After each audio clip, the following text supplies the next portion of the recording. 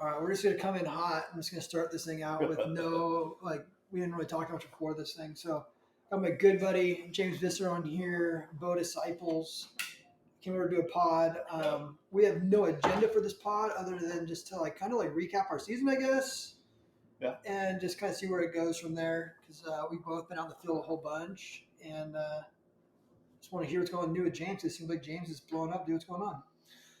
Well, I'm excited to be on here and chit chat. You got me fired up on a podcast you did with Whitney. You had this energy, and I loved it. It was kind of grungy. I felt like I was listening to a punk rock album, so I had to come on here and just give that energy back. But yeah, no, it's been a good year. I actually feel like I've hunted less than I normally have, like in the past, but I've been on hunt. Like I've probably hunted more days, but I did a lot of it as a filmer for Brianna and Matt's cow elk hunt. You know what I mean? But yeah, I shot my biggest coos deer this year, and yeah, it's been cool seeing her get that cow elk. Dude, it was so cool because we worked really hard to get her.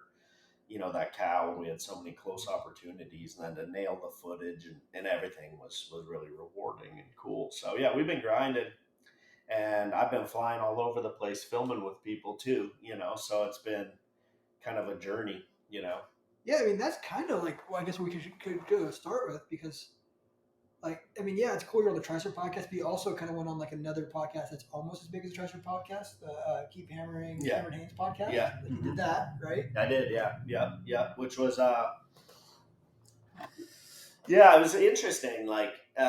So lots changed since we last did a podcast, Tons changed. Because the first time we did a podcast, I didn't have a single real sponsor, not a single one, partly intentionally. I wanted to be independent for a long time and build a platform first.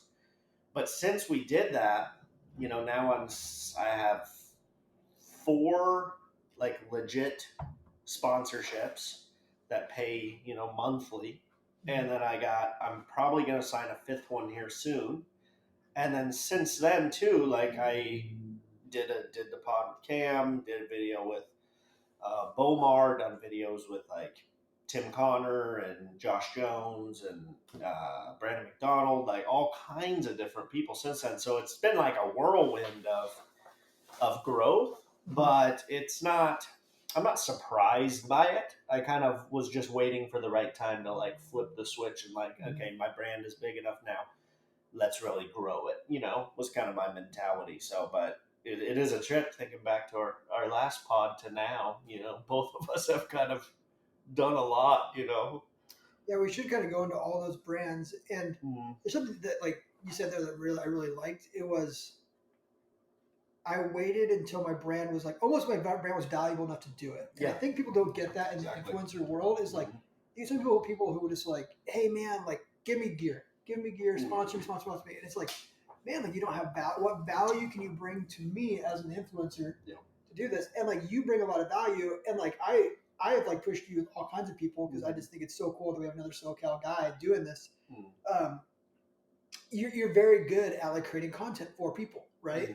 It's not it's very unique to James, which I appreciate. You're not doing I don't see anyone else doing what James is doing in the archery space and the way you do it and the way you make content, right? And I always think it's funny too because I tell people all the time because on video, I think James on video and James off video are 2 different people. A little bit. A little bit. I think I just ramp up a little. You ramp up a little bit. I mean, you're one of the chillest dudes, but you're so entertaining on camera. Yeah. Right. Yeah, appreciate that. And I think I'm the same way. In my you get a camera in front of me, or you put me into a trade show, and I turn on. Yeah. Right. I turn on, and it's almost exhausting. Yeah, you are good at trade shows and working the booth and stuff because your energy's wild, and it works really good in that setting. Attacking the booth, I feel that's your bread and butter. You know what I mean? Whereas for me, yeah, I think you're right. My bread and butter is all right, we're shooting on the mountain. I got 6 people that I'm vibing with and throwing jokes back and forth with the camera running. That's where I thrive, Yeah, I don't know. I think everyone clicks differently, but I agree totally. One thing I don't want to do is, and I've talked about this actually with the people at Go Hunt, which I have like an affiliate deal with. It's different than like my main sponsorships. But when I talk to them, it's interesting because all their films are super high production, super well polished. They're like films, And I tell companies out the gate, I'm like, look, that's not really what I do or strive to do. I want stuff to be like really raw and cut fast and in your face and like just not super cinematic, more of like a vlog, not a vlog, but just like a riot of a time for 10, 20 minutes while you're watching, not like a film you get lost in, which is both are great. And I probably will do a film with them at some point that'll go on like their channel. Because I think it's cool to have stuff like that exist, like, oh yeah, I've done an actual film. Like that's cool. But most of our stuff I want to be like raw and just entertaining. So I do agree that our content is different, than almost anybody. And I think that's why, guys like Cam are drawn to inviting someone like me to come on, because he can get anyone to come on. And he doesn't do a ton of guys in the hunting space to come on. He does a handful, but all of them, if you look at like who he's had on, Waddell or me or Levi or Elk Shape, like everyone kind of has their own thing. Like me and Waddell, I would say, are kind of similar energy wise, and we're both like pretty funny and kind of high energy. Then Dan, of course, relates to Cam a lot on fitness, and then Levi's the best shooter in the world. So like it's I just think that being unique and staying true to yourself as an influencer, if that's what you want to call it, is going to get you so much further than trying to be, a clone of Donnie Vincent or whatever. Yeah. Which Donnie Vincent's dope, but that's what he does, So like you shouldn't try to copy that and be like, oh, I think this is what brands want to see. No, brands want to see authenticity. I think that there is a switch to, like you'll see like a lot of my content is very, like even my Instagram is very raw and like just me. Like I don't try and portray someone different. And actually we filmed all of our hunts this year. So we're going to have, I think, 6 hunting films. And they're not like high production videos, but they are produced videos. But like, I'm not shooting giant stuff. Like I miss things. It's all in there. And like I tell, there's one video I just did in like New Mexico. I just got my freaking butt kicked in. I'm on film, but I'm just like, I want everyone to know, like, I'm not a good hunter. Like, I mean, I would say I'm not a good hunter. I'm a good hunter. I'm just not like, I am not at the level of Brian Barney or Ryan Lambert. I don't think I ever will be, or Remy Warren, but I love hunting. Right? Like, I passionately love shooting my bow, shooting my rifle, hunting with my friends, going out with you, doing things like I love it. And like, that's what I want to portray with my content is that. And I think that's more genuine. Right. I think that we're seeing that a shift in the whole country in that content, like from like this, like, I've got a 6-pack and I'm benching 500 pounds and I run up hills and kill things and kill giant bulls, to like people want to see like the normal dudes as well. Yeah. Right. And like that's what I feel like you portray is like, I could go hang out with James. I see that and I'm like, I could go do that. I can go hang out with James. Like He's not like he's just a fun dude. And I think you'll enjoy it. Yeah, I agree. And I think even like if you look at really big brands like Nike or Red Bull or, huge companies that make a lot of media, even some of those companies are starting to go towards more raw. 100% Red Bull. Yeah, more raw, less produced. They'll still every once in a while bang out a crazy, well-produced film, but oftentimes they're not going that direction. Whereas, 5 years ago, you wouldn't see anything from them that wasn't perfect, and now I think people, I don't know, I just think maybe TikTok changed it, of just people realizing that, a 15-second video of someone dancing, all of a sudden they're like a huge mega star just from doing that every once in a while. Like, I just think it showed that you can do things multiple different ways. There's more than one way to skin a cat. And I think even with the sponsors that I'm working with, in my contracts, like we have like deliverables, right? Where like I give them content that they can use on their pages or whatever. But what's funny is I'm not the same or even really similar at all to a lot of their other people that they have signed. So like I'm not making the high quality crystal, like perfect imagery and perfect color and lighting and all this. Like I said, my stuff's filmed on a camcorder. So I'm like, I'll give you the deliverables, but you're not going to use mine. Like, let's be realistic. They're not going to use it. But at the end of the month, when all the monthly numbers come back, like our numbers are usually the highest, like across all the platforms. So to me, I'm like, if I was a brand signing me, I wouldn't ask for any deliverables. I would just be like, use our stuff and all your content, which is what we do, So I think brands are having to almost learn along with us, like how to use us, because it's not the same as like other people's content. You know what I mean? Yeah. So it's kind of been an interesting road. And for me, it's almost like, at least me personally, it's almost like a quantity over quality sometimes a little bit with content, and then also like just authentic stuff, like not the fake. And I think people are starting to suss out like the fake stuff. Oh, for sure. Like, oh, that's fake. That's not real. Yeah. Like, there's like a bunch of ads with like guys like with elk antlers on the back. It's the same antlers in like 5 different brands ads. Yeah. It's just it's the antlers they use for these things, right? Like, the average dude is not shooting a 380-inch bull every year. No. We might do it once in our lifetime, right? Like, Yeah. the average dude is out there shooting a raghorn 5x5 bull and like stoked on it. And I want that. Like, that's why I want people to understand, like, from my hunt films, like, I want you to know, like, it's okay. Yeah. Like, I just went to Colorado. We shot 3 bucks. They're all 4x3s.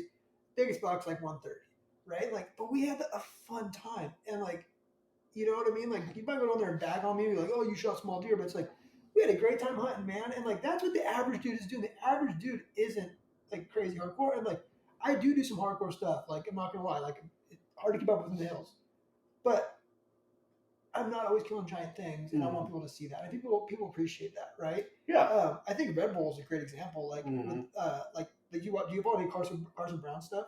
What is that, snowboarder? No, he's just a motorcycle guy, but like, he's like raced professionally, but like all he does now is like just buys like a junker like 1990 Suzuki 400 something and race it, right? Oh, that's sick. Or he does like, he'll bring out like Ken Roxon and they'll race on 80s or 125s. Like, here's an old school 125, right? And like, it's all he does is like that kind of content. It's not like Axel Hodges novel, but it's like this dude doing the stuff that like, I can go get a 3-wheeler and go race it. Like, that's fun. He's just having fun on dirt bike. I think people appreciate that, right? Like, when you watch my stuff, I want you to know that I'm having fun hunting and I'm enjoying it. I'm having fun shooting archery with my friends. I'm not the best shot. Like, when I shoot with James, I hate shooting with James. The guy freaking is the most anal line calling SOB in the world. But like, I'm having a great time shooting with James, right? I will never beat James in 3D archery unless I like stab him halfway through. But I'm having just as much fun as James is, and I think people like that. And like, I think that's what you get from your stuff. When I go watch James' stuff, it's like, dude, they're having fun and they're doing it right. Like, you're out with Cameron Haynes, like, and you're making Cameron Haynes do things that Cameron Haynes would never do. Like, dude, you're making Cameron Haynes do stupid, funny stuff, and I'm like, that is like really cool because you have that vibe, and it's like you're turning archery into something cool, right? Like, you're creating. I mean, you're even creating games for archery. Oh, dude, and those kill it, man. It's crazy. I wasn't too sure how they would do, but people love the games, and I love them. Like, when I go to a buddy's house and I know we're going to shoot, I always bring, like, either the golf game or the beer pong or the baseball, like, one of them or a couple of them, and it's so much fun, dude. Like, it makes you more focused because I always say if you're going to add an element of competition to something, you're going to be a little more tuned in, whereas if you're just, like, shooting dots, that's good too, but it's not. When it's like there's something to be won or lost, you're gonna push harder. At least I am. I never want to lose. So, the games make it fun in that way. And I don't know. Like, it's just been fun, And I do think it's cool that you're local and I'm local, and we're both kind of like, I mean, we're pretty mainstream now as far as like in the space, which is kind of neat if you think about it, because like, we're not close. Like, we're certainly not in a hotbed for hunting. No, we're not in Iowa, Like, we're not in Iowa. We're not in Utah. We're not in Kansas, like these really big hunting states for whatever type of animal. And, the same could be said about Cam. Like, he's made it to probably the biggest guy, and he's from Oregon. Like, Oregon's not elite for hunting, so you can kind of make it from from anywhere. And I think that both of us kind of can prove that. And that's one thing that's always important to me now in the content is I always really want to make sure that kids know, like, say they're 16 and they love hunting and they really like would say, man, it would be cool to like make a living doing content for hunting and like make that work somehow. I always want kids to know, like, hey, I'm proof that it can work, from an area where it shouldn't work. Mm-hmm. If you live in Nevada or New Mexico or something, you got no excuse.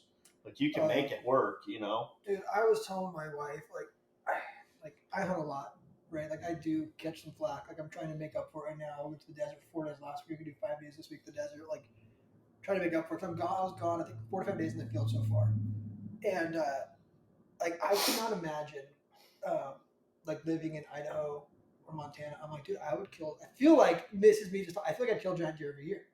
So if I actually could get out and learn a unit and hunt an area like that, for me, all my hunts are I'm going in and I got to figure it out within a certain amount of time and then get out of there, right? Mm-hmm. And that's so hard to hunt that way. Man, I could not imagine living. I spent I think 8 days in the field this year in San Diego. I saw probably 60 does and 4 spikes, not one legal buck. Yeah. Dude, such a hard place to hunt public land in San Diego, right? And I hunt as hard as anyone else, glass as hard as anyone else. And dude, it's freaking tough hunting here.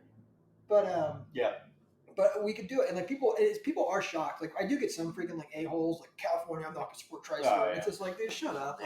Literally, you look at that map, Trump just won. And all countries, right, except these little blue spots. California the same way. The whole state's red. It's just these couple cities that are blue, right? Yeah. LA, San Francisco, San Diego. But that's about it. I just honestly, I don't think I'm ever gonna leave San Diego. Yeah, I don't know. I mean, it's interesting.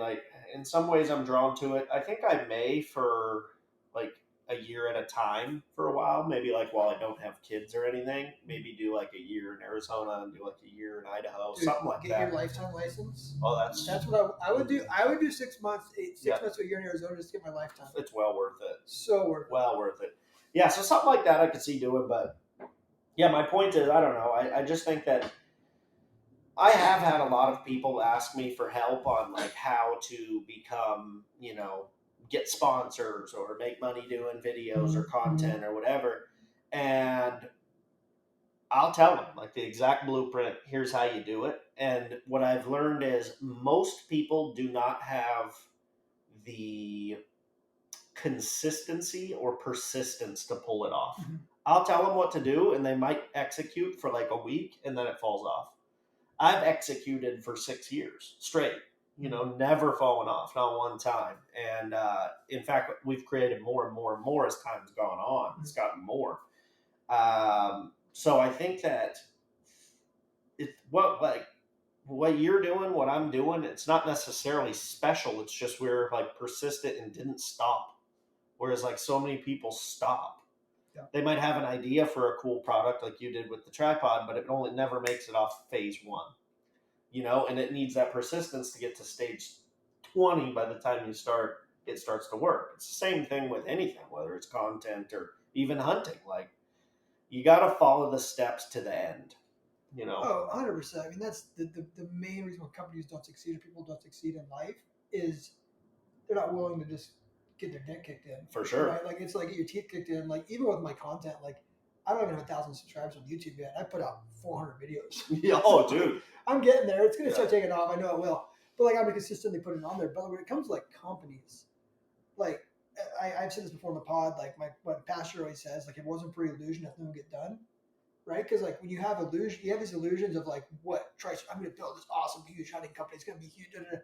But then when you start doing it, it's wow, this is really hard. Wow. Yeah. And and it's you almost have to get to a point of no return where it's okay, I can go back right now and get back in my bed and sleep, or I can just keep pushing forward and there's no room to get back. There's not enough gas in the tank to get back, right? You have you have to push. Once you get to that point of there's a point in your gas tank where it's I can stop now or I can keep going. If I keep going, I have to make it to another gas station. Yeah, exactly. And that's what people don't want to do. They don't like risk, right? And I'm risk is the main. I'm the opposite. I love risk. Me too. I'm let's do it. Let's push.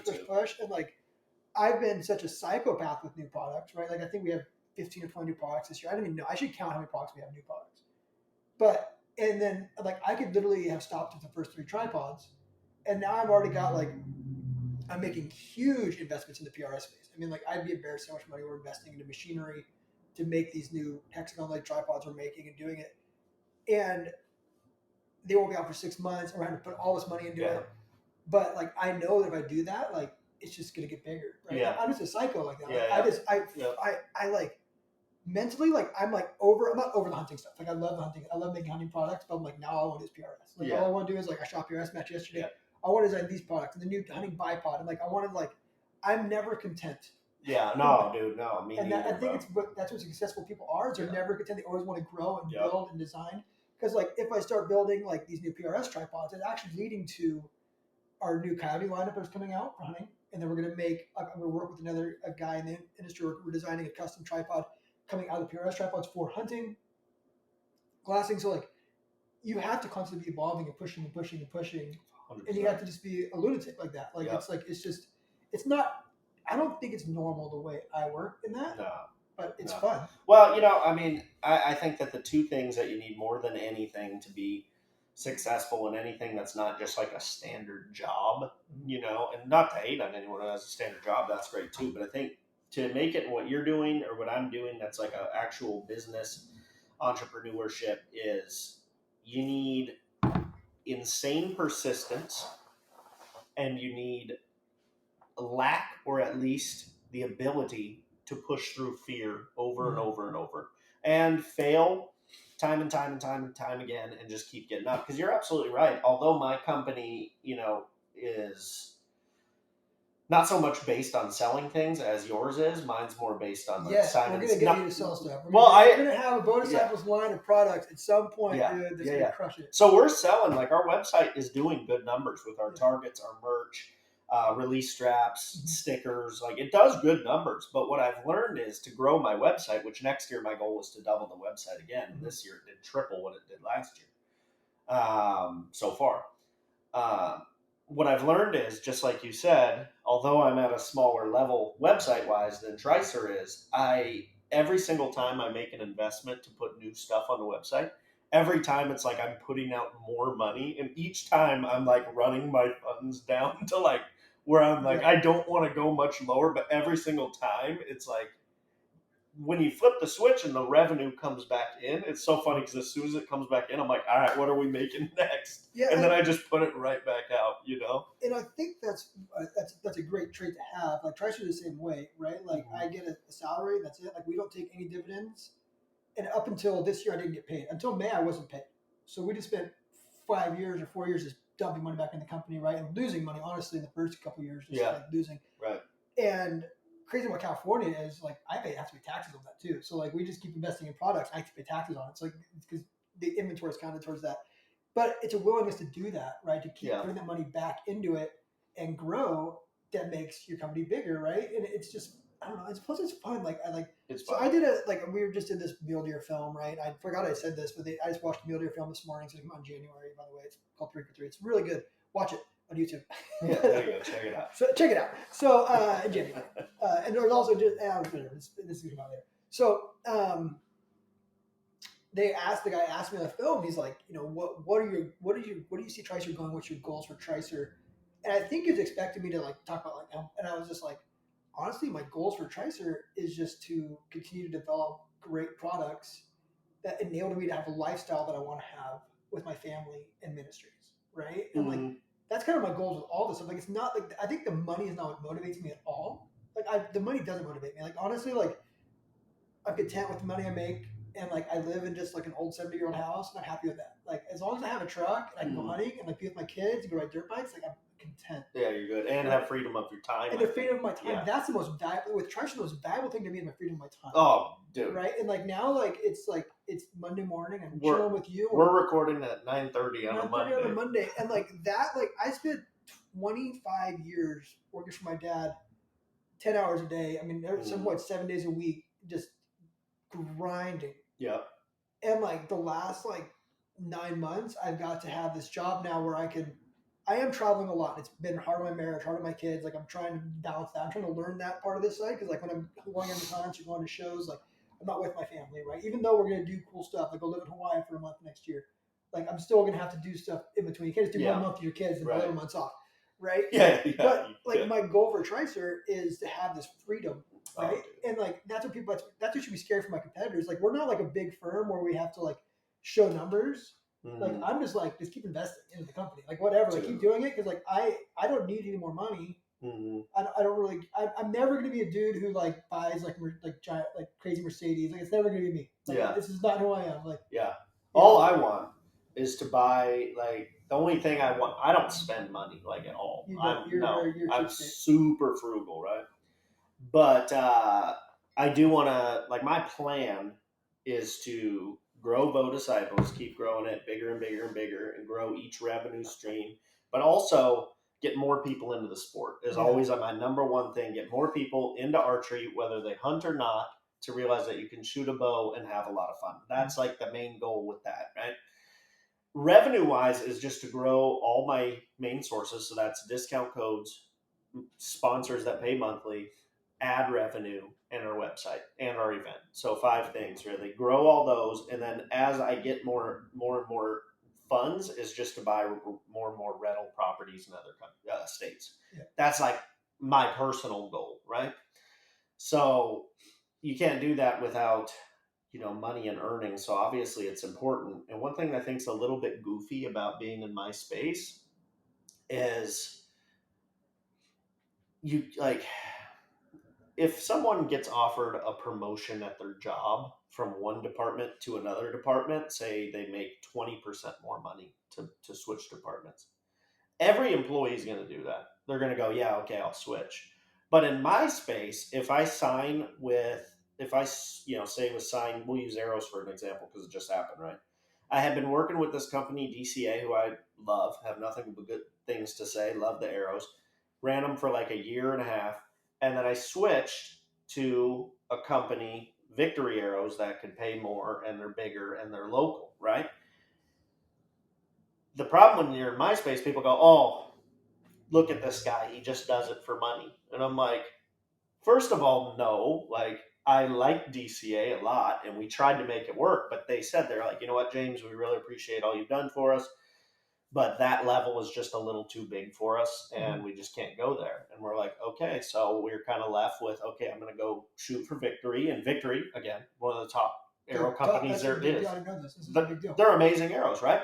So I switched to Victory, but my point is, people look at it and go, oh, well, you were just pushing DCA, and now all of a sudden you're with Victory. And I'm like, it's such a dumb way to look at it. It's not like I just switched willy-nilly. It's like, no, I put a lot of thought into it and ultimately made the best decision for me and my life, as well as the people that follow us. I know that Victory makes a good product. So it's like, also, I'm not letting much more readily available to everyone across the country.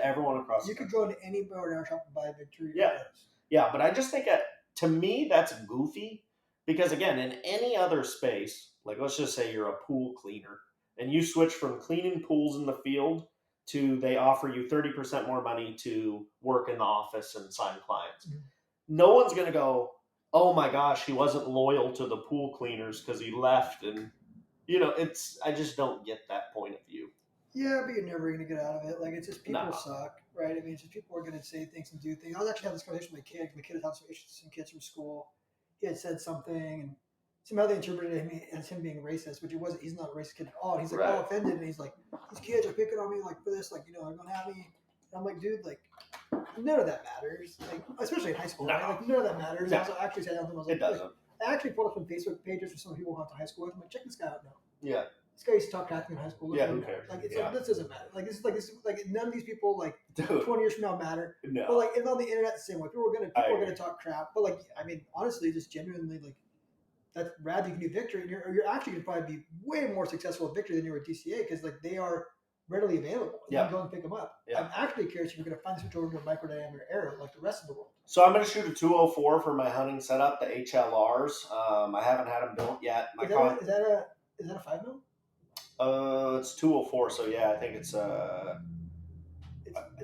don't even know. It's smaller than you were shooting. I think it's definitely smaller. Smaller you're shooting, yeah. Definitely smaller. Yeah, I have them. I have them at home. I just got to get them built out. So I have those, and then for my target rigs, I got a target bow finally, which I've wanted forever. I'm shooting the 27, so the big fatties. thick one. Yeah, so that's pretty fun. My target rig, dude. I gotta say. So I've wanted to get a target bow for like my whole life, right? But they're, again, I don't really spend money, and they're expensive, right? They're very expensive. But I also did a deal with Bowtech, so they're now one of my biggest sponsor, or one of them for sure. And in my contract, I get a target rig, right? And I was like, oh, dude, I can't wait. So I've been shooting this target bow, and I'm shooting with a 6-power lens in the scope. So like it's got 6x magnification. What's interesting is people think, they go, oh, if you're shooting a target bow with these huge bars and stabilizers, like that thing's going to be so steady. But when you're looking through 6-power lens, it moves a lot more, right? Because the magnification. So an added bonus that I never thought of is when you set down the target bow and then pick up and go shoot your hunting bow, dude, it's like that pin doesn't move at all. It just sits like a rock because you don't have the magnification anymore. And also your front shoulder, the target bow's so heavy that shooting it a lot makes your front shoulder so much stronger and have better like stabilization that when you go to the hunting bow, it's like you were swinging a baseball bat with a donut in the on deck circle and then take the donut off. Are you gonna shoot 3D with this target bow? Some. Like if I do real tournaments, like because I do plan to do some like real competitive pro tournaments this year. For that, I'll use the target bow. For fun stuff around here, probably not too often. But then I'll do indoor as well. Let me tell my issue with this. Because I did this with this kid, Lucas, I did the Western Hunting Summit with Ryan Lampers this year. I was like a squad leader. His kid's never shot 3D in his life. Came out here from like Iowa or something, right? Never seen a mountain. And he's shooting these like those giant arrows. Yeah. Dude, you get every freaking line. Oh, dude. Like, that's why I wanted the big arrows. He ended up shooting the same score as Brian Barney. Yeah. Like he shot I know the number, it's like 227. It was just like crazy because I was like a 180. This guy shot a 227 because he hit every flipping line. Every line, dude. Those big arrows, those micro arrows. People tell you like you shoot those micro arrows at tournaments. I know you lose a couple. You lose a couple, dude, because you just don't get that line, and like you get that thing, over a quarter-inch thick. Oh, dude, it's big. You're getting those. It's like shooting a telephone pole, dude. It is, and that's freaking rad. That's awesome. But I'm telling you, the target bow, it for sure will make people better shooters with their hunting bow if they shoot a target bow as well. There's no doubt about it. However, the main thing is like that for bow companies, target bow sales are like less than 10%. Oh, so small. Yeah, it's not many, right? But I'm excited for it. It's a whole new wing of content for us too. Like, because you go do like Vegas? Yeah, probably. I probably will. You should. I mean, you should talk to Joel and see what Bodie's doing. Yeah. Joel's a man. So, I did a video with Joel too. 2 of them. I forgot about that, but I don't know, man. Yeah, you should do a video with Bodie. It's been fun. I've been trying. It's like pulling teeth to get him to film, but I'll get him to do it. You should do it because that kid can shoot. Oh yeah. I think he'll be the one that beats you. Yeah, well, I'm doing a video with Paige Pierce soon too. Yeah, and she's a world champ, so like that'll be fun. But she shoots for Bowtech as well, so that'll be pretty cool. And then the other companies I'm working with this year feel like it's kind of. Let's wrap up Bowtech. I mean, Bowtech. I want to hear about Bowtech because like this wasn't planning to throw your sponsor your. No, but it's like it's just coming up. So you've been super loyal to Bowtech. Yeah, and I feel like shot him for if you're 20 an influencer, you're going to shoot Hoyt or Matthews. Yeah. And you've been super loyal to Bowtech. Yep. I have a Bowtech. I'm actually switched to a Hoyt this year, last year, but great bows, phenomenal bows. Yep. And now you've got this pretty big deal with these guys. Yeah. And you've been shooting their new bow. How's their new bow? It's the Proven 34. It's actually based very closely to what you shoot, the SS34, very similar. But they added time lock to it, which is like you can adjust your timing out in the field with just an Allen wrench. and then the grip lock where you can adjust your grip without, because on yours you have to buy different grips. This one you can just adjust the pitch of the grip right on the bow. Set your bow back a little bit. Oh, that's good. Exactly. Yeah, it just has 2 screws and then a screw that pushes the grip in and out. So you don't have to rotate your wrist down, because I know I'm always gonna have to do like this. Yeah. Push my wrist forward a little bit. Yeah. I shoot my bow. You actually that's where you can hold your wrist back a little bit. Yeah, you can just adjust the pitch wherever you want. And then other than that, I don't know. It's a little bit faster. It's a great bow, super stable. And yeah, it's good. So, and then they're still carrying the Core SR, which I shot last year. So, but yeah, no, it's a cool deal. Took a long time to get finished, but we got her finished. So, stoked on that. I went and did a factory tour, and their factory is very, very impressive. Oh, I did. It's like, it was much larger than I anticipated. Really? Like, I didn't think it would be that big. It's huge. Like, huge. I think it's like 60,000 square feet. They're like probably one of the dudes when it comes to bows. They got to be probably like I would think like the 3rd or 4th biggest bow company would be my guess. Matthews is probably the biggest, then Hoyt, and then I'm guessing like PSE and Bowtech are probably like right there. I would guess. But yeah, I mean, Matthews sold a ton of lifts last year, and they're going to sell a ton more this year. So I definitely think they've made the biggest gains, like sales-wise, if I had to guess, the last 2 years. Mm-hmm. But yeah, so got that deal, and then I did a deal with Beast Broadheads and Bomar Archery. With Josh? Yeah, Josh is the man. So that got that deal finished up. Talk about those arrows, because I killed him with him. With his broadheads? I killed him. Yeah. What did you think? Unreal. Yeah. So I would say my only gripe with them is putting them in my quiver. I popped them a couple times. I did do that a couple times. So I popped them, and they're not Josh just grabs them, puts them back. I know. It's scary. It scares the hell. They scare the hell out of me. I know. The only thing is scary. That's one thing I don't like. I wish there was a way to kind of lock that out. But performance wise, super accurate. I mean, I literally like my field point. I'm not I'm shooting Severs and those, and they both shoot very, very similar. But I shot a pig with them, dude, and it was like a 4-inch hole coming out. Yeah, that's crazy. I went through the front shoulder, and out kind of through the guts, kind of quartering two, and just dropped this pig. And it just a giant hole. It was crazy. Giant. And I like that I think the other gripe I see often is the price. They're a little steep, but I do like that you get a practice tip with them. Yeah, 100%. Because I think that's valuable. I think that's an overlooked thing.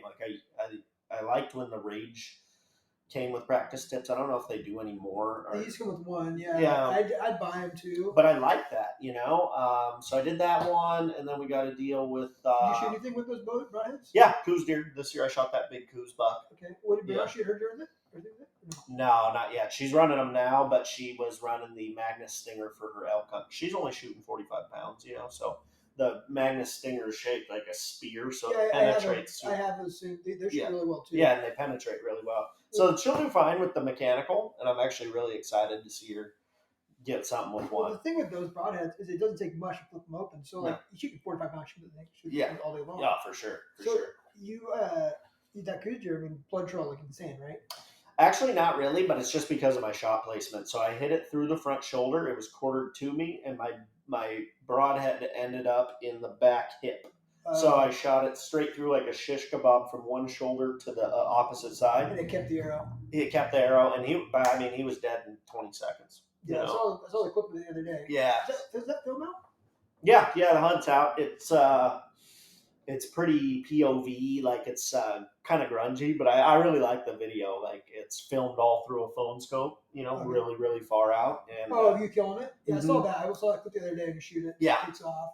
It shows you coming in because it's cool because you get. I kind of narrate it, yeah. So it was cool. One of the most bitchin' stalks I've done. I shot him bedded at 32 yards. Yeah. It took me 3 hours to get in there. And spotting stalks, what I do. It's what I think I'm best at. So it's always fun to really get out there and test myself, especially with the coos deer, really weary animals. So that was pretty cool. But yeah, Beast did great.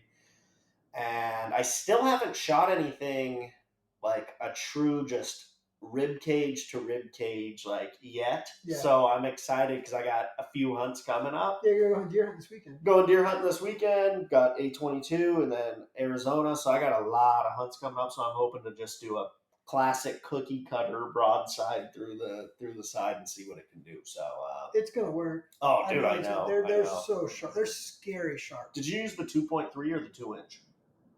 Do you remember? I have a 2-inch. 2-inch, yeah. So I'm gonna run the 2.3s, dude. Really? Oh, they're 100%. They're huge, dude. I got the 2-inch because I was shooting, like I said, pigs and elk with them. Mm-hmm. And so I was like, let's go 2-inch. It's gonna work. So. Yeah. So anyway, we did Beast Broadheads and then Victory and then. Are you gonna go back and hang out with Josh? Yeah. We've texted a lot. We got some video ideas, so we're gonna do some stuff back. Either in Iowa where he lives or like a third party state where we have some pretty cool ideas that we might do. So like a state that neither of us live in. I was actually really, this is just like me, right? Like, yeah. I don't know why. Like I hate when people do it to me. And then like to Josh, I was like, oh, this guy's going to be like an arrogant prick. And I got to meet him and hang out with him. And I was like, this guy is so cool. Mm-hmm. Yeah, this guy's so cool. Like I don't know why. And I don't know. I shouldn't say it. Like, I was like, you see him, you're like, oh, this guy's just going to be this, like, I don't know.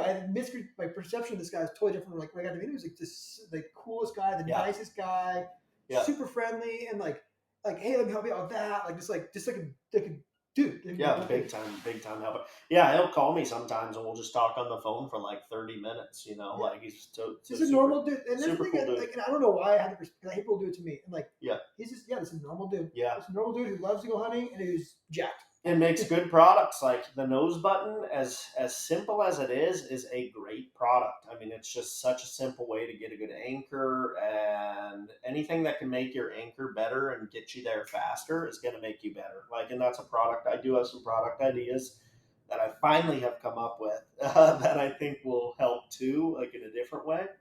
And then our last spot, I have one sponsor that I'm potentially going to finish up. And then the other one is Kawasaki. Yeah, I want to hear about that. Which is kind of wild. I'm gonna buy. Yeah, James got a side by side. I did. Yeah, so side by So it's a Kawasaki Ridge, dude. It's unbelievable. I'm gonna buy the 4-seater. It's got friggin' roll up windows, AC. It's got a whole sound system. Like it's absurd. It's a car. Nav. Yeah, the whole deal. Winch. Like everything. It's crazy. They don't make a 4-seater yet, but I'm guessing they will next year. I've been looking at like the Honda something or another, but the Cowie's sweet. Oh, dude, it's so nice. Yeah, you'll have to come try it. It's like. Well, you need to come to the desert with me. I should. I should. My 500. I do want to try. I'll put you got my 300. I'll ride the 500. I do want to try the 500. It's scary. Oh, I bet. It's scary. It's so scary. It makes you feel very young. Is it way faster than a 450? It's so fast. It's scary. Like you can't ride it to its abilities. Oh yeah. But like I'm faster on a 450 over 300. Like I'm faster through the desert, right? But I'm not as fast as on that one. That makes sense.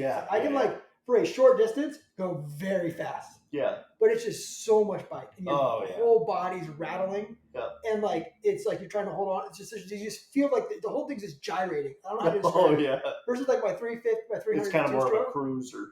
Oh, you're almost dogging it like we're still off topic right now, but like when you ride this thing through the dunes and stuff, I was trying to shift a lot, and like more so you just want to keep it like second and third and just run the clutch a little bit, and like kind of like rev it and then go, you know what I mean? So it's kind of like you almost want to dog it like a cruise, you know what I mean? Yeah. Because it doesn't like to, it doesn't like to shift too much. Yeah, right. So it's just a really cool bike. I'm gonna get better at it. I got to ride it. I blew the stator out on it or the coil out on it right in front of camp. So I bought a new coil. We put it on today and get that thing started again.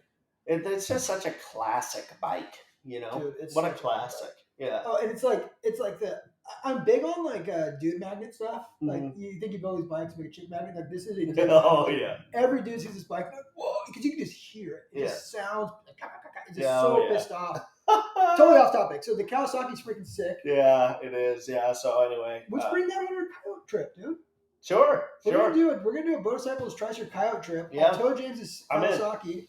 Yeah. And we'll just go out and just hammer coyotes for like 3 days in Arizona. Let's do it. Sounds fun to me. I'm in. And that'll be tons of good content with the Cowie. For sure. Yeah, let's do it. I'm in on that. My schedule, like I said, after January is pretty open. Yeah, but we can probably do February. I think for Hawaii and March. So I've been trying to schedule like all my collaborations for videos like February and March because I know that's when I have like the most time. That's when they're denting up. I feel like right now is the best time to hunt them, but I have my A22 and I want deer. It's like it's so hard for me, like to go hunt birds or go hunt coyotes. Like it's just like if I have a deer tag which I pretty much always have a deer tag at some point, especially when you get the A22. It's hard for me to like not want to go look for deer and do that. Go hunting ducks. I'm like, man, I want to go hunt deer. Dude, isn't the A22 a sick tag? It's a cool tag. I mean, you can hunt for 4 months. I love that it's either sex because we have a lot of does. And it's like, it's so cool. The other day I was out glassing and I glassed up. So like my dad glassed up a doe, then I glassed up 3 does, and then I glassed up another doe, and then Tim glassed up a doe like right behind us. Timmy? Yeah, like close. It was like 300 yards he finds this doe.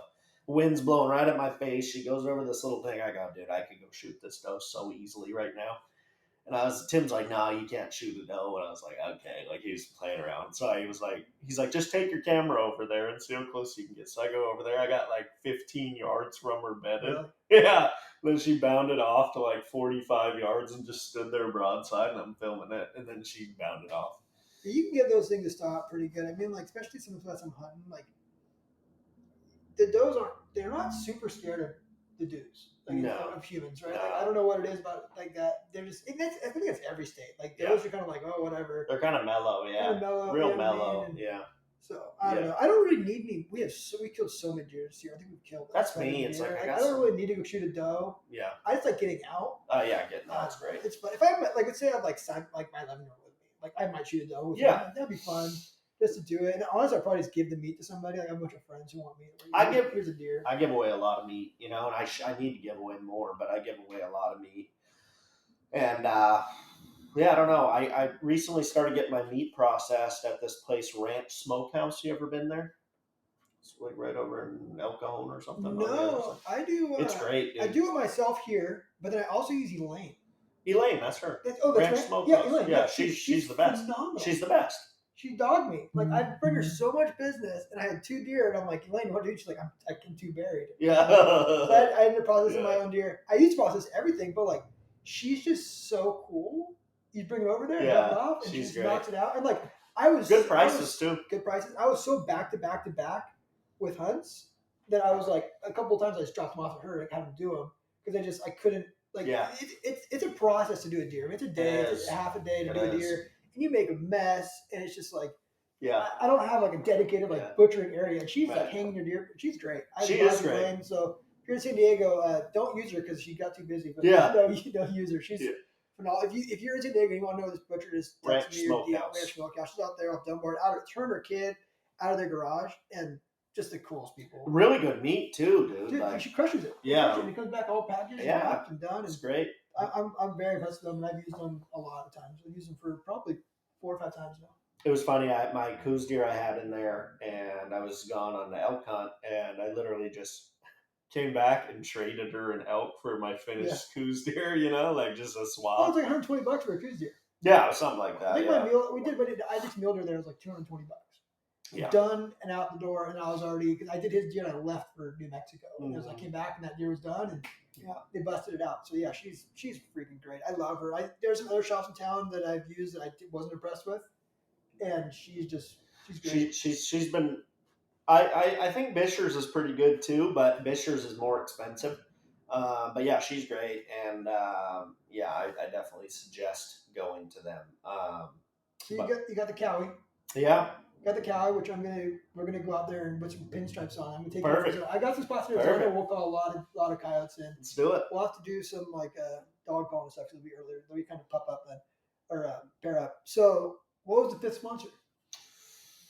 I only got those 4 signed so far, and then I got a 5th one that I probably will. You're working with Go Hunt like pretty exclusively now. Like Go Hunt. Yeah, Go Hunt is one of my affiliate sponsors. So I push a coupon code. Same with Tricer, and then podiumarcher.com. Those are the only 3 I do codes with. And you're actually selling my stuff on your website now. Yeah. Which is cool. Yeah, and so those are the only 3 codes. I used to have a few more, but I really don't want to have more than like maybe 2 to 3 codes moving forward. So basically those will be my 3. And then, Bowtech, Beast,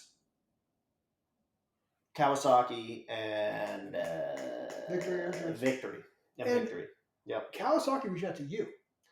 Kinda. I mean, I sent their media kit out, my media pack to them, and then yeah, we got it done actually fast. A lot of times these deals take months for me to get them Dude, finished. you got a side by side. I know, yeah, it's insane. It's insane. But we got that deal done quick. Like, it was crazy. I think it was from our first time talking to the deal finished was like a week. See, I need to Never happens. I need to talk to him because I'm filming all my stuff. I don't have to follow you. Yeah. Like I'm gonna buy one. Honestly, I'm gonna buy some sort of side by side this year because I got a new truck. I don't want to destroy it. Yeah. So I'm gonna tow a side by side with my truck. So I can go destroy the side by side. I don't care about destroying a side by side. It's like my truck, the new one. It's like it's nice. It's getting wrapped. I'm just like, you see my hunting truck. Oh yeah. It's just been clapped out, dude. It's just destroyed. I mean, like I've hit guardrails. Yeah. I've done like no joke. I was on an elk hunt last year, and I'm like trying to drink my coffee in the morning. I rode a guardrail all the way around to turn in that truck. Dude, I mean, like I've just destroyed that. That's insane. I've busted the front end on it twice. The front differential twice. I cracked it. Yeah. I ripped the bumpers off that truck. The cool thing is like I don't care. Yeah. Like you can see these guys with like these like $100,000 Jeeps who are like shovel. They won't go anywhere because they want to scratch it up. And I'm just like, that's like such a game changer about the side by sides, dude. Is like they're so much smoother than a truck or a Jeep on a trail, and they're so much also smoother and quieter and warmer than a quad. So it's like you got the heated one, which is crazy. I never even thought about it. It's got AC too. Yeah. So like that's so sick. So it's nice because I always say the more time you can save hunting is so valuable because it's buying you a little bit of sleep on the front and back end. And like the same trail that you might drive to a glassing spot with the side by side versus driving it with the Ford F-150. I mean, dude, it's like you're saving hours of time on both ends, and to me that's so valuable. So it's a cool tool. And honestly, like my style of hunting, I do a lot of backcountry, like backpack stuff. Yeah. But I also like to be mobile, right? So I'm kind of setting myself up for that. So like I'm setting my truck up to where I have a camper shell coming in right now that's gonna have a pop up on top, like the whole like overland style camper. I like to be able to like pack up camp real quick and move 15 miles. Yeah, that's camp so or 20 key. miles and move across So the unit. key. Like it's Yeah. Twice this year I did that and it paid off. Paid off for me. Right. And I've done it multiple times in the past where I've ended up killing animals by moving, 50 miles across the unit. Or this year I actually moved unit to unit near Colorado. We didn't kill a bull, but we were getting on a ton of bulls. I'm moving 6 hours away versus having like my wall tent. When I set my wall tent up, you're stuck there. I mean, it's like moving a wall tent sucks. It takes so much work. Dude. So I'm kind of thinking like if I could do, side by side with my truck and be mobile in that sense, because like I like being able to drive into a spot and hike in 2 or 3 miles. I kind of find that's very, for my style of hunting, it works really well for me. Like I don't have to necessarily hike in 8 miles to camp there. If I can get to a spot and hike in 2 miles in the morning, it might take me an hour to get in. Yeah. You're far enough off the road. Like where my son killed his buck this year, the big buck, we were a mile in. Yeah. There's a road on both sides that's a mile away, but no one can see this canyon. Yeah. Right? So we're able to be mobile and do that. And I'm finding it's a very good way to you get pigeonholed, right? When you backpack hunt, like we backpack hunted the first 3 days of that hunt. You guys watched the film. And we ended up in a nursery. And so we're back there in this burn and there should be giant bucks everywhere. And there's not. And we're kind of pigeonholed into this area because you can only go so far from that area. Yeah, right. Versus getting out there and then moving around a little bit and then we found these bucks. Yeah. Right? Like, so when you're able to be mobile with that side by side, and especially like where we hunt a lot of Arizona stuff, it's so roaded out anyways. Like there's not really a ton of backpack hunting in Arizona. I mean, there is, but a lot of you can get away with plus the weather's great too. Like you can get away with just parking and hiking in a mile or two and then getting away from people and finding animals. Well, I think that the cool part about having some sort of machine or an e-bike that's off-road capable is you can drive, you can access areas on roads that then you can hike from that like people in their trucks can't even get to where you left from. 100%. You know what I mean? So just unlocks more possibilities and time. That's the biggest thing. As long as you're not using, like I hunted Colorado and we killed 3 deer in 3 days. I have never seen more road hunters in my life. Oh yeah, dude, like, Colorado, Utah. It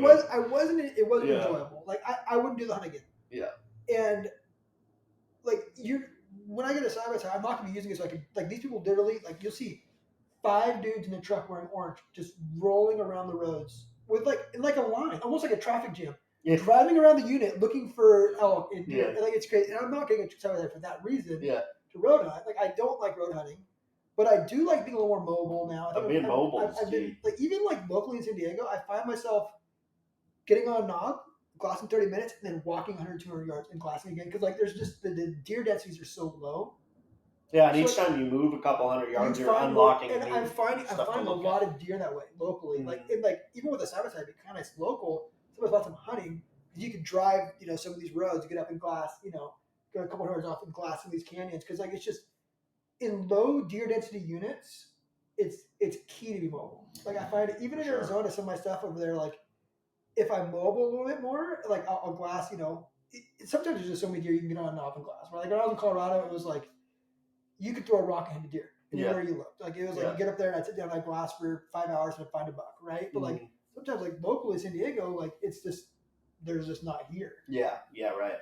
And I don't know. I just love hunting, and I don't care what style. I don't care if it's sitting in a tree stand, glassing, spot and stock. That's what I'm best at, I would say. But any type of hunting I like. I love sitting tree stands. That's what I'm going to be doing in Oklahoma this weekend coming up, and I'm going to love it. It'll probably be cold, but you got a tree saddle?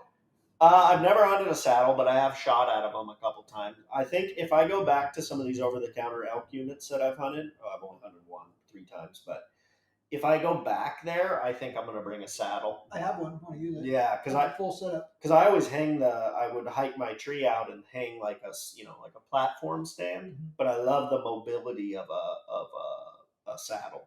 So especially for that hunt. Yeah, I have a full, complete tethered setup. Cool. It's if you want to use it, it's freaking back there. I think Joey got one too. I'll give it a try. You want to run it and try it? But we should actually go do a video of that. Me and Joey did it, using them. Mm-hmm.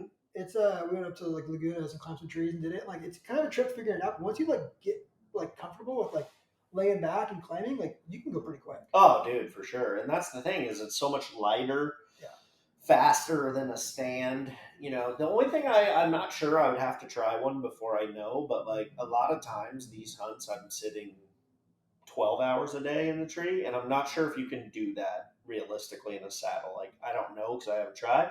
But 12 hours is a long time to be hanging. But I think as long as you're not getting pinched, right? That's where you pinch things, right? Yeah. Loose circulation. Right. Because sitting in a chair, obviously, if you have a tree stand, you're just chilling. It's just chilling. It's kind of nice. I don't know. I've never done either. I mean, I've been in a tree saddle. I've never hunted out a tree stand. Oh, dude. I've blind hunted. I know you do a lot of it, and I am not built for blind hunting. I pop up crazy, dude. Yeah. I am a pretty methodical hunter. When it comes to I'm very patient. Almost to a fault sometimes. With glassing and finding things, and even with the stock, let's watch it evolving. It's just time's getting better at hunting. Mm-hmm. But I like to be able to glass. Yeah, I love glass. Feel I will glass 10, 12 hours a day. But when I'm in a tree saddle, it's or in a blind, it's I'm looking at the same damn wallow. Yeah. And that's hard. Yeah, hard, yeah. It's different. It's definitely different. It's different. I always say though, it's good to be a well-rounded hunter and be able to do any of it well. 100%. 100%. Yeah. You have to go on the hunt with Joey this year. We ended up having some water and he had no elk. Yeah. Right. You have to be willing to be I'm not only a glasser. No. I can sit a blind because the grand scheme of things, the goal is to kill an animal. For sure. And if sitting on a blind will kill an animal, honestly, I guarantee you, a lot of my hunts this year, if I would have sat in one spot the whole time, I would have killed an animal. Yeah.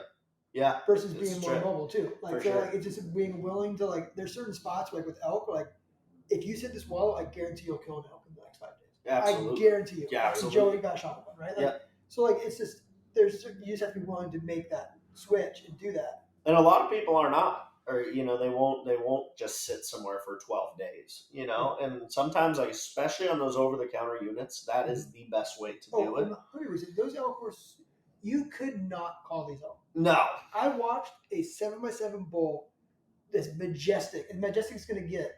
And I watched the other guy just start calling out. This bull looks down and just walks over the ridge, later. Yeah. I know you're not a bull. Oh, yeah. I'm sitting there wow.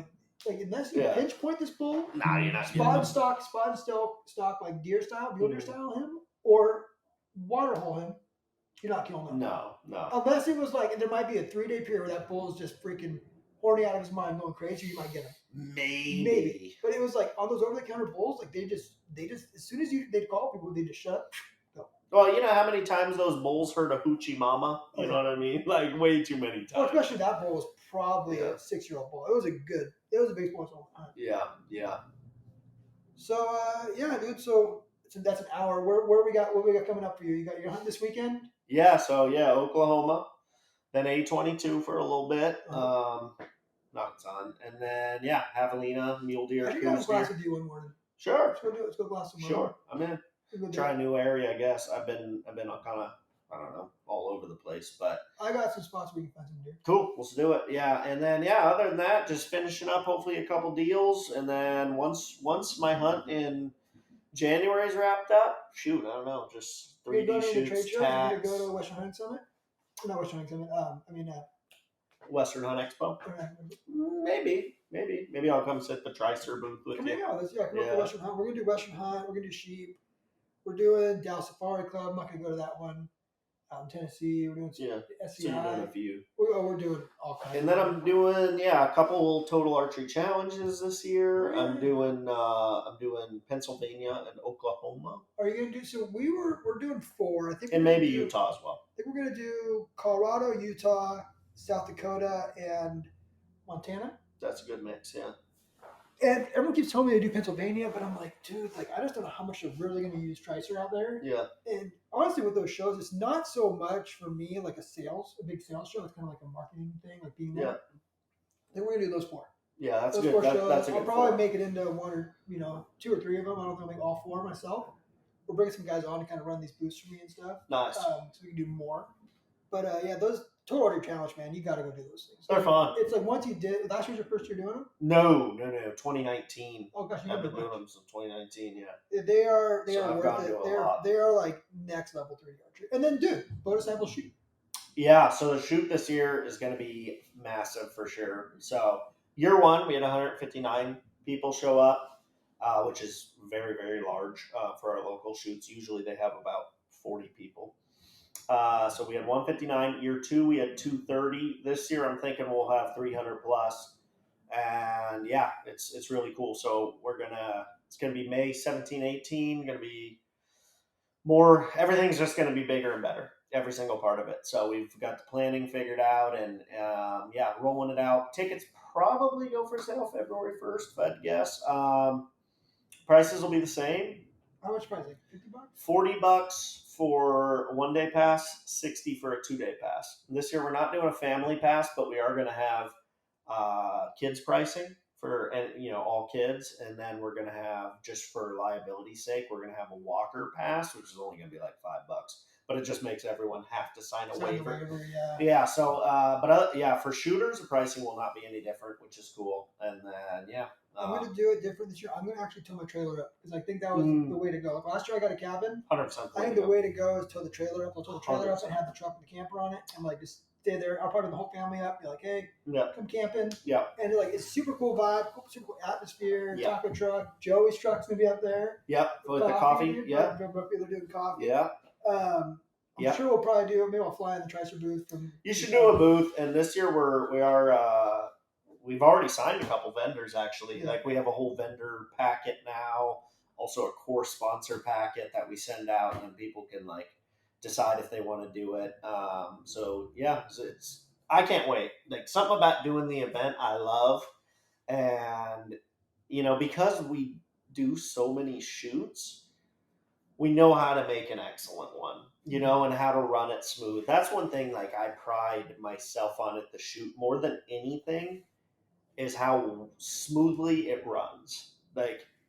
I know nothing kills the vibe of a shoot more than backed up, poorly ran. You don't know where to go. That's dodging arrows. Local San Diego shoots, please. Yeah, and you're never gonna have to do that. Our stuff is super safe. It's super easy to understand, and the flow. We had hundreds of people, and there was no backups because we had people spread 4 places. It was a fun hunt. I didn't get to shoot the long one because we kicked my rally.